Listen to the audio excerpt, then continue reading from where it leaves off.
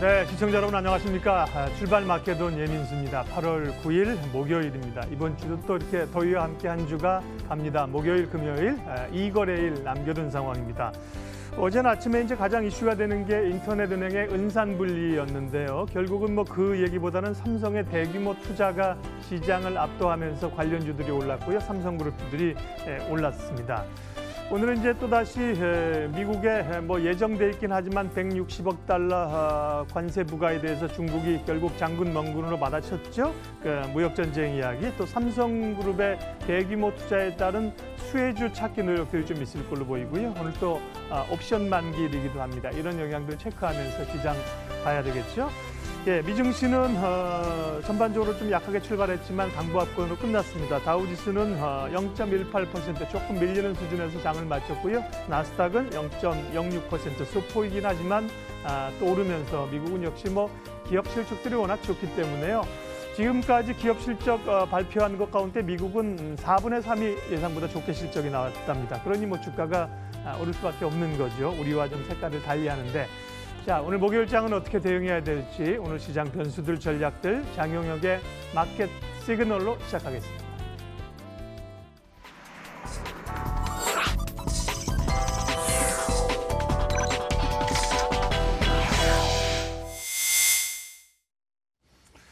예, 마켓 시그널 한국투자증권 이프렌즈예요. 장용혁 팀장님 함께 하겠습니다. 어서 오십시오. 네, 안녕하세요. 외국인들이 이제 조금씩 사기 시작을 하고 있는데 네. 기관들이 좀 손뼉을 쳐주면 좋으련만 기관들이 외면을 하면서 지수는 뭐 못 오르는 형국이고요. 중국 증시하고 우리가 빨리 좀 연동성을 탈피해야 되는데 계속 발목을 잡히네요. 예. 탈피 상당 부분 하고 있는 것으로 그런가요? 보여집니다. 예. 왜냐하면 어제 중국 증시 같은 경우에 1.27%가 그렇죠. 빠졌잖아요. 예. 중국 상해 종합주가지수 기준으로 봤을 때. 근데 우리가 더 이상 밀리지 않거든요. 과거에 보면은 10시 반 이후서부터 중국 시장 개장하면 그냥 같이 그냥 쭈르륵 밀렸던 게 일반적인데 요즘은 일단 그런 모습이 안 나옵니다. 또 좀 전에도 이제 말씀 주셨던 것처럼 외국인 수급은 상당 부분 개선을 보여주고 있어요. 어제 같은 경우에도 외국인 수급은 좋았습니다. 기관 수급이 안 좋았죠. 근데 기관 수급 안 좋은 것도 뭐 내일 아침에 제가 한번 표를 정리해서 한번 보여드리겠습니다만 예. 우리가 한참 주건하고 있을 때 2,300 깨져가지고 뭐 2,370 뭐 여기서 더 내려가면 어떡해요? 뭐 이 얘기하고 있을 때 가장 열심히 받아준 주체가 금투 계정이에요. 금융투자 계정입니다. 그러니까 증권사 계정이죠. 예. 근데 여기서 이제 외국인들의 매물을 흡수해 줄 때는 뭐 땡큐라고 얘기를 한 거죠. 근데 이 금투 계정은 뭐 많이들 아시겠습니다만 이 회전이 굉장히 짧습니다. 그러니까 단기적인 매매에 치중하는 경우가 굉장히 많고 프로그램이 기대 있는 부분이 워낙 크기 때문에 요즘 금투 계정에서 그때 급한 불 껐었던 그 물건들은 이익이 좀 났거든요. 여기서 지금 챙겨 먹고 나가는 매도가 좀 나오다 보니까 외국인 매수는 양호한데 뭐 시장을 좀 뽑지 못하는 그런 답답한 구간으로 있습니다. 하지만 누워 있다라 그래서 얘 식물인간입니다. 이렇게 못 부르잖아요. 예, 그래서 가격 조정 이후에 기간 조정 일정 부분 나오는 것도 일반적인 모습이고요. 그래서 과도한 우려를 하고 있지는 않습니다. 오늘 만기일인데요. 미리 뭐 차익 부분에 대해서는 부담 이미 다 털어낸 상태고 비차익 부분은 요즘 외국인들이 연일 매수 행진 보여주고 있으니까요. 이미 부담감 쪽에서는 상당 부분 멀어지기 시작했다라는 평가고 오늘 만기일이 시장에 뭐 영향을 미칠 수 있다. 뭐 이런 부분들은 극히 제한적이라고 예. 봅니다. 준비된 자료를 통해서 얘기 한번 쭉 이어가도록 하죠. 차트 하나 보시면 이거 시꺼매가지고 눈엔 잘 들어오겠네요. 네, 예. 보시게 되면 1년짜리. 오랜만에 빅스지수 보네요. 네. 네. 한번 보여드리고 싶어서 예. 지금 이 따끈따끈한 어제 종가까지 반영한 거니까 네. 제가 오늘 아침에 캡처된 거니까. 미증시 거죠? 네. 예. 그래서 뭐 따끈따끈한 지표입니다. 여기 보시는 것처럼 여기서 좀만 더 무리해 주면 한 자릿수 봅니다. 지금 1년 내 최저치, 빅스 최저가 레벨 찍었던 게 구피를 하회했었던 부분도 눈에 보이실 텐데요. 상당 부분 그쪽으로 근접한 것을 볼 수 있습니다. 근데 올해 들어서 한번 모습을 한번 보게 되면 여기서부터가 올해니까 예. 이때 빅스가 한번 수직 기울기로 튀어 올랐죠. 그때 1말 2초 때인가요? 네, 1말 예. 2초 때입니다. 한번 기억을 되살려 보세요. 이때 우리 제일 많이 했던 얘기가 뭡니까? 금리예요, 금리. 예. 금리 텐트럼. 금리가 빠르게 오르고 있다. 달러가 강세가 동반되고 있다. 유가가 너무 강하게 올라서 물가를 자극하고 있기 때문에 연준의 발걸음을 재촉하고 있는 것 같다. 이렇게 되면 뭐 달러 강세 현상으로 인해서 이머징 쪽에서는 돈들이 꽤 많이 빠져나갈 것 같다. 더 이상 시장에 돈 풀어주는 증시가 아니고 이제 돈을 좀 빨아들이는 증시가 될 것 같다. 금리 텐트럼 나왔을 때 얘기입니다. 근데 사실 금리가 오르고 있었던 거는 작년 9월서부터 계속 나왔던 모습이고요. 달러 강세 나오고 있는 것도 이미 이전서부터 진행이 되고 있었던 부분이기 때문에 그 이전에 강세를 보였었던 빅스가 그냥 누워 있었던 부분을 설명하기 어렵죠. 그래서 이거를 기계적으로 보는 겁니다. 어떻게 봤냐 하면 숏 빅스 ETF 상품들 있죠. 그러니까 ETF가 이 떨어져 있는 거에 투자하는 상품들. 이게 날개도 친 듯이 팔려 나갔어요. 왜냐하면 뭐 시간 지나면 지날수록 빅스는 계속 그냥 바닥으로 누워버리니까 점점점 빠지니까 그냥 시장에서 큰 위험 지지 않고 안정적으로 수익을 빨아들이는 상품들이 굉장히 많았던 거죠. 근데 어느 날 갑자기 빅스가 여기서 보시는 것처럼 수직으로 튀어 올랐습니다. 그러면 숏 빅스 상품들은 주식들을 들고 해치를 걸고 있었을 텐데 이게 깨져나가기 시작하면서 설정액들이 급감했을 거고 들고 있는 주식들을 기계적으로 그냥 팔아내버리는 거죠. 사람 손가락이면은 그렇게 못 파는데 기계는 그렇게 팔 수 있다라는 점입니다. 그래서 그때 시장이 굉장히 많이 빠졌었죠. 예. 그래서 그때 우리가 방송에서도 이런 얘기했어요. 지금 하락의 이유가 온리 금리 때문이면 이거 받아라. 중국하고 미국하고 정면 충돌하는 가능성만 아니면 지금 이거 받으면 된다. 근데 실제로 그 이후에 빅스가 크게 하락하면서 시장 반등이 세게 나왔어요. 그래서 좋아하고 있었죠. 근데 제 의견이 틀린 거죠. 미국과 중국이 결국은 맞붙더라는 겁니다. 그래서 빅스가 한번 다시 뛰어 올라왔었는데요. 그 이유가 중요합니다. 그 이후에 빅스 움직임을 보게 되면 일단은 기조는 하락이고요. 물론 중간중간에 이렇게 튀어오르는 부분들이 이 무역 전쟁 관련돼서 빅스값 자극을 일정 부분씩 시켰지만 과거처럼 무리한 뭐 시장 변동성 확대를 보여주고 있지 않다라는 점이고 시장이 급락하기 이전의 레벨을 상당 부분 근접하고 있다라는 부분에 주목해서 봅니다. 그러다 보니까 미증시가 지금 신고 레벨에서 움직일 수밖에 없는 게 시장의 변동성값, 위험값이라고 얘기하는 게 제자리로 돌아왔으니 주가는 당연히 예전에 보여줬었던 고가권역에서 움직이는 게 맞지 않겠느냐. 그럼 이게 어제도 우리 뭐 차트 하나 보여드렸는데 뭐 미국뿐만의 일이냐? 아니에요. 유럽, 뭐 일본, 뭐 우리 대한민국 V코스피도 최근에 뭐 상당 부분 많이 가벼워져 있는 상태고 시장의 변동성들이 일제히 다 떨어집니다. 만약에 정말 무역 전쟁으로 이제 정말 어금니 꽉 깨물어야 되는 장이 왔습니다. 라고 하면 빅스 가격이 이렇게 내려와서 누워있을 리가 없지 않습니까? 그래서 그 부분으로 먼저 큰 그림을 설명을 하나 드리고요. 베트남 증시 얘기 한번 하면 네. 요즘 이제 베트남 증시 예전에는 펀드 못 들고 있어요. 그럼 내가 베트남을 들고 있어. 이렇게 자랑스럽게 얘기하셨을 텐데 네. 올해 들어서는 펀드 못 들고 있어요. 몰라, 물어보지 마. 뭐 이렇게 얘기하시는 분들도 굉장히 많았을 거예요. 워낙 이 베트남 이 지수가 급하게 빠지면서 이것도 제일 마지막에 빠졌어요. 한 4월 이후서부터 이제 시장이 빠지기 시작했으니까 베트남 지수 빠질 때 우리 시장에서 다 똑같은 얘기했습니다. 얘네 GDP의 94%는 무역이다. 그러면 얘네 미국과 중국 포기할 수 없는 양국 중간에 딱 써 있다. 그러니까 얘네 뭐 지금 이런 무역 전쟁 분위기는 베트남한테 불리하게 진행될 수밖에 없다. 뭐 이 얘기 우리 많이들 했습니다. 그런데 지금 뭐 제가 연일 말씀드리는 것도 이 무역 전쟁이 G2 둘 중에 하나 죽어야 끝나는 그런 막장 게임 아닙니다라는 부분으로 말씀을 드리고 있으니까 이 베트남 지수 같은 경우에도 회복이 좀 되죠. 7월 중반 때만 해도 이게 900P가 안 됐어요. 근데 지금 900P 중반 때는 회복을 했죠. 그래서 저점 대비해서 거의 뭐 한 10% 가까이는 채우고 있는 상황이고요. 우리 대한민국 삼성전자의 핸드셋 생산 공장 어디 있습니까? 베트남에 있죠. 예. 그리고 요즘 우리 공산품 중에서 메이드 인 베트남 찍혀 있는 거 굉장히 많이들 보실 겁니다. 아직까지 이 성장률 보여주고 있는 국가 많이 없다는 거거든요. 그래서 만약에 무역 전쟁 분위기가 정말 이 악화일로로 시장에서 불리하게 보고 있으면 네. 베트남 증시가 저점 대비해서 10% 반등이 나왔겠습니까? 라는 부분을 반문해 볼 필요도 있고요. 여기 한번 보시게 되면 원래 대한민국 원달러가 튀면 역으로 표시했습니다. 원달러가 튀면 외국인 수급이 빠집니다. 원달러 빠지면 외국인 수급 올라옵니다. 이거 다 알고 있는 부분이에요. 최근 원달러가 이제 튀었고요. 외국인 수급이 죽고 있는 부분을 봤기 때문에 특히 주식시장 중심으로 죽었죠. 근데 그나마 덜 죽었습니다.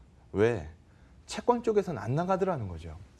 이 채권 쪽에서 안 나간 이유는요. 여기 보시게 되면 국고채 3년물이면 향후 1년 동안에 뭐 이 정도 금리 정도 봅니다라고 얘기하는 가이던스입니다. 그러니까 여기 보시는 것처럼 기준금리를 이 국고채 3년물이 하회하고 있으면 시장에서 이런 얘기 나오죠. 추가적으로 금리 인상이 검토될 가능성이 있습니다. 라고 얘기합니다. 근데 지금 여기 보시게 되면 기준금리와 국고채 3년물 사이의 스프레드는 50bp 이상 벌어져 있습니다. 그러면 향후 한 1년 이내 기간 동안에 한 2번 정도 금리 올라갈 수 있다라고 본다라는 점입니다. 근데 우리 지금 남아있는 올해 기간 동안에 미국이 금리 2번 더 올린다고 얘기합니다. 그러면 내년 이 시점쯤 됐을 때는 뭐 상당 부분 우리가 금리 스프레드가 더 벌어져 있겠죠. 자금 유출 부분에 대해서는 굉장히 압박 요인에 뭐 해당될 겁니다. 하지만 대한민국 채권 시장 입장에서 봤을 때는 금리가 올라가면 채권가 빠지는 거니까요. 그래서 채권가가 크게 다치지 않습니다라는 쪽으로 가이드가 형성이 될 거고 우리가 경기가 좋아서 금리를 끌어올린다라고 하면 이거 호재인데요. 지금 우리 벌어지는 내외 금리 차 때문에 등 떠밀려서 금리를 올리게 생겼기 때문에 이건 분명히 부담 요인입니다. 우리 대한민국 왜 이렇게 속도가 더뎌요? 라고 얘기하는 상당 부분을 설명할 수 있죠. 하지만 급격하게 이 뭐 상황이 안 좋은 지금에도 불구하고 급격하게 금리를 올라야 된다라는 점보다는 분명히 다행일 거라는 점입니다. 그래서 이런 그림들 토대로 하면은 외국인들이 아주 공격적으로 떨고 있지도 않고 요즘 뭐 현물, 선물 뭐 할 거 없이 뭐 상당 부분 돌아 들어오고 있는 상황이고요. 재밌는 분석 하나 섞어서 보여드리죠. 제가 분석한 건 아니고요. KTV에서 의견 나온 부분을 한번 캡처를 떠와 봤는데요. 반등 가능성 75%다. 네. 뭐 솔깃하잖아요. 그렇죠. 예. 작년으로 보면은 6조 샀어요. 외국인들 여기 한번 보시게 되면 작년 연간으로. 네, 예. 연간으로 넣고 봤을 때 그리고 지금 한 절반 정도 뱉은 상황입니다. 그러다 보니까 뭐 시장에서는 뭐 더 팔 수 있다. 뭐 외국인 더 팔 수 있는 여지가 많다. 뭐 이렇게 보는 시각도 있고요. 이 정도면 충분하다라고 보는 시각도 있습니다. 근데 뭐가 정답인지 모르겠어요. 그래서 금융위기 이후에 한번 월봉을 쳐다봤더니 3콤보 음봉, 그러니까 3콤보 하락, 그러니까 월봉이 하락하면 이제 시가 대비해서 하락하면 파란색 봉으로 찍히잖아요. 예. 그러니까 월봉이 빠진 거 이게 3번 빠지고 4번까지 추가로 빠진 게 4번 중에 1번밖에 없더라는 겁니다. 지금 우리 월봉상 3번이 지금 하락으로 잡혀 있는데요. 4번 연속 더 빠졌습니다라고 잡히는 확률은 25%에 불과하다라는 점이 물론 4번밖에 없었기 때문에 4번 중에 3번이니까 75% 확률로 반등할 겁니다라고 얘기를 하고 있는 거라. 그러니까 주가 차트만 월봉으로 그렇죠. 맞추겠다는 그러니까 거죠. 통계적 예. 이 신뢰도 부분에 대해서는 뭐 분명히 떨어지는 이 데이터인 거는 분명합니다만 예.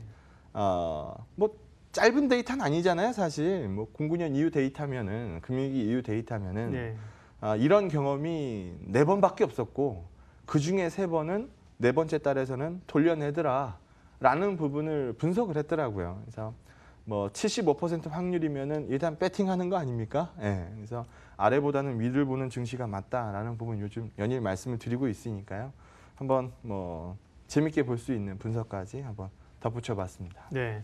기술적 분석하시는 분들은 옛날에 뭐 흑산병, 적산병 이런 거 있잖아요. 있어요. 네. 양봉이 세 개가 딱 뭐 붙게 되면 탄력을 간다는 거고, 음봉이 붙으면 아래쪽으로 밀린다는 건데, 과거의 경험상 보면 월봉상으로 3개월 이상 4개월 밀어냈던 적은 극히 제한적이었다. 예, 그런 점에서 반등의 여건들이 또 좀 무르익으니까 그런 얘기를 할 수 있는 거죠. 그렇죠. 정말 죽어나고 있을 때는 이런 게 안 나오거든요. 그러니까 막 떨어질 때 그런 얘기 해봐야 귀에 안 들어오는 거죠. 맞아요. 예, 분위기 자체는 조금 좋아졌고요. 예. 자, 이슈가 됐던 종목들, 종목 이야기 쭉 해오고 있는데 특별히 이슈가 됐던 종목들 좀 더 체크하겠습니다. 네. 어제는 사실 개장하고는 이제 현대차 지배구조 얘기가 좀 나왔었고 종목별로는, 그런데 이제 삼성그룹도 얘기가 나오면서 일부 좀 묻힌 바도 있는데, 현대차 그룹 지배구조 얘기는 이전에도 우리가 여러 차례 좀 다뤘고 계속 주목하고 있는 분야잖아요. 네, 사실 개인적으로 깜짝 놀랐어요. 이렇게 가는 게 맞다라고는 보지만 현대차 그룹이 이렇게 갈 수 있을까라는 의구심을 제가 많이 갖고 있었던 게 사실입니다. 왜냐하면 지금 정의선 부회장 쪽에서 여유 있는 자금을 들고 있는 상태는 아닌 것으로 판단되기 때문에 전공법 택하기에는 조금 무리가 있다라고 봤어요. 그래서 레버리지를 일으킬 수 있는 글로비스를 사용할 것이다라는 가능성을 안고 보고 있었는데요. 저는 어제 이 뉴스 보기 전까지도 그 부분 가능성이 굉장히 높다라고 봤습니다. 근데 과거에는 이렇게 언론에서 이렇게 흘러나오면은 대부분 틀렸어요. 현대차 지배구조 개편 방향에 대해서 이렇게 가이드를 잡아놓으면 소위 소설을 많이 썼죠. 소설만 예. 쓰고 나온 결과치는 정반대였거든요. 네. 근데 언제서부턴가 언론에서 먼저 뛰어나오고 나면 좀 지나고 나서 비슷하게 발표가 됩니다. 그러니까 이게 너무 오랜 기간 노이즈에 이제 노출돼 있다 보니까 이제 대충 0점 잡힌 거죠. 예. 그렇죠. 예. 예, 대충 이렇게 나옵니다라고 가이드를 언론이 제대로 잡고 있다라는 점입니다. 그런 입장에서 봤을 때는 어제 나온 기사, 어제 나온 뭐 언론의 단독 보도, 이거 글로비스한테는 분명히 부담입니다. 그 이유를 먼저 말씀을 드리면요. 먼저 여기부터 한번 보시죠. 일단 순환 출자 구조를 들고 있기 때문에 모비스가 현대차를 소유하고 현대차가 기아차를 소유하고 기아차가 모비스를 소유하는 이 순환 출자 구조를 끊어내야 된다. 그러면 어디서 끊어내면 맞겠느냐? 여기 끊어내면 맞을 것 같다. 그러면 이거 들고 있는 거 우리가 빼들어 오면 될 거 아니냐? 모비스가 현대차를 소유하고 현대차가 기아차를 소유하는 이 구조를 만들어주면 될 거 아니냐? 이렇게 가자라는 부분이었죠. 근데 이렇게 갈 때 뭐 사실 레버리지를 일으켜줘야 되니까 본인들이 가장 많이 들고 있는 글로비스에 모비스를 쪼개서 돈이 되는 AS 사업부를 갖다 붙이면 합병 글로비스가 될 거고. 그 부분이 사실 좀 주주들에게서 무리수였었죠. 예. 예. 합병 글로비스를 만들고 나서 기아차가 들고 있는 모비스 지분과 스왑을 돌려버리면 이 구조를 만들 수 있다라는 게, 이렇게 가고 싶습니다라는 게 현대차 그룹의 시각이었는데 시장에서 안 된다라고 얘기했죠. 근데 안 된다라고 얘기했으니까 저거를 전면 수정하는 게 아니고 저는 사실 비율 정도 만져서 다시 들고 나올 걸로 봤어요. 근데 어제 나온 얘기는 상당히 다릅니다. 일단 모비스를 쪼개겠답니다. 존속 모비스와 AS 사업부를 쪼개서 이거를 글로비스 뚝 주는 게 아니고 시장에다 상장을 시키겠답니다. 인적 분할로. 공평한 방법이죠. 왜냐하면 글로비스 기존 주주들한테도 똑같은 배분으로 모비스 주주들한테 똑같은 배분으로 AS 사업부가 주어지니까요. 그러면 나중에 이걸 가지고 시점이 언젠지는 모르겠지만 합병을 할 것 같다라는 겁니다. 예. 합병을 하고 나면 그 이후에는 기아차가 들고 있는 지분과 스왑을 돌릴 수 있는 그림을 만들어 가겠다라는 거거든요. 이전에는 이거 뚝 떼서 글로비스 줍니다. 글로비스 줘서 합병, 이 돌리는 구조를 이미 선을 그어주고 출발했기 때문에 시장에서는 그래 그럼 글로비스가 유리한 거고 좀 시차가 좀 필요하겠지만 나중에는 모비스 좋아질 거다. 이 그림 그리고 있었는데요. 일단 지금은 그 뚝 떼서 합병 이 얘기가 쏙 빠져버렸기 때문에 글로비스한테 일단 부담이 될 수밖에 없고요. 그리고 이 모비스 분할된 이후에 이 존속법인 모비스를 매입할 수 있는 돈이 필요할 텐데 이 돈은 글로비스 10% 정도를 팔아서 마련하겠다라고 얘기를 얘기가 나왔기 때문에 그 부분도 큰 부담으로 왔을 것으로 보여집니다. 지금 일감 몰아주기 규제는 30% 밑으로 가 있어야 되는 지분, 30% 밑으로 가 있어야 되는데 이거 20%로 낮춘다고 지금 강화 법안 뭐 얘기 많이 나오고 있잖아요. 예. 뭐 그것도 피할 겸 돈도 만들어야 되고 그러다 보니 글로비스 10% 지분 매각 얘기도 같이 나온 건데요. 뭐 양쪽 얘기 모두 글로비스한테는 부정적일 수밖에 없죠. 그래서 어제 글로비스 주식은 4%, 장중에는 뭐 더 빠졌어요. 그렇죠. 예. 예. 외국인이 매도 상당 부분 진행했었던 상황이고요. 모비스는 어제 한 3% 정도, 장중엔 더 올랐고요. 네. 어제 기관들이 그냥 제대로 끌어당겼습니다. 어제 글로비스 외국인이 매도한 양이 평소 글로비스 하루 거래량 정도 되고요.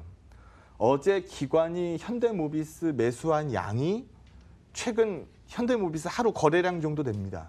그러니까 완벽하게 매수 매도로 쏠려 있었던 분위기를 보여주고 있다라고 판단이 되고요. 제가 정확히 7월 23일 날 어느 날 갑자기 다 죽어있던 한국항공우주를 들고 와서 얘기를 꺼내니까 예. 제가 그때 방송에 이렇게 얘기했어요. 제가 드디어 미쳤나 보다. 제가 저 종목을 왜 들고 나왔을까라고 하시겠지만 나는 저거 사야 된다라고 생각합니다. 라고 말씀드렸을 때 가격이 7월 23일 날 아침 방송이었으니까 그날 아침 시가가 32,500원 정도 됐더라고요. 지금 어제 종가가 36,500원입니다. 그러니까 모두 다 막 고생 많이 하고 있었던 이 한국항공우주인데요. 언젠지도 모르게 조금씩 다 채워지더라는 거죠. 그때도 제가 이렇게 얘기했어요. 수리원 떨어진 거는 어쩔 수 없는 거고 뭐 이건 우리가 예측할 수도 없었던 부분이고 단기적으로 주가에 반영을 많이 해놨으니 쳐다볼 거 딱 하나밖에 없지 않느냐. APT 사업, 훈련기 사업이 기다리게 될 텐데 록히드 마틴 컨소시엄이 수주할 가능성 배팅한다라고 하면 지금 이 가격에서는 한번 사보는 게 맞지 않겠느냐라는 의견이었는데요. 뭐 지금 들려오는 얘기로는 뭐 조금씩 뭐 수주 가능성에 대해서 언급들을 하고 있고 조만간 발표되는 건 사실 확실하거든요. 그래서 그 부분에 대한 데이터들 계속 기다리고 있는 상황입니다. 그래서 어제 이 한국항공우주 같은 경우에도 최근 외국인들이 수급이 굉장히 좋았고요. 어제는 기관들과의 양매수까지 잡혔으니까 한번 관심 있게 지켜보시기 바랍니다. 네.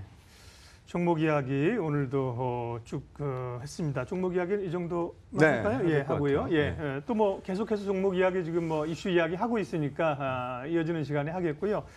시간이 돼서 그러면 전략 마무리하겠습니다. 네. 예. 외국인 수급이 빠져서 시장이 다시 되밀려요라고 하면은 사실 저도 걱정이 많이 될 거예요. 예. 이거 진짜 밀리면 어쩌죠? 뭐 이런 얘기를 해야 될 것 같은데 최근 증시는 그런 모습은 아닙니다. 외국인 수급이 먼저 움직이는 게 일반적이고요. 그 이후에 기관 수급이 후발 성격 띄는 게 또 일반적이니까요. 지금 그 과정으로 보는 게 맞다라고 보고요. 뭐 오늘 뭐 왠지 모르지만 만기일 들어가는 거 나는 뭐 불확실성이야. 뭐 이렇게 보셨던 분들이 손가락이 아직 얼어 있었다라고 한다면 오늘 만기일 별일 없이 지나갈 텐데. 그래서 그 이후에는 조금 더 매수가 좀 두터워지지 않겠느냐라고 판단합니다. 예, 오늘도 개장 전에 시장 변수들 그리고 방향성 중심 잡아봤습니다. 장용혁의 마켓 시그널 한국투자증권 장용혁 팀장님 함께했습니다. 수고하셨습니다. 네, 고맙습니다.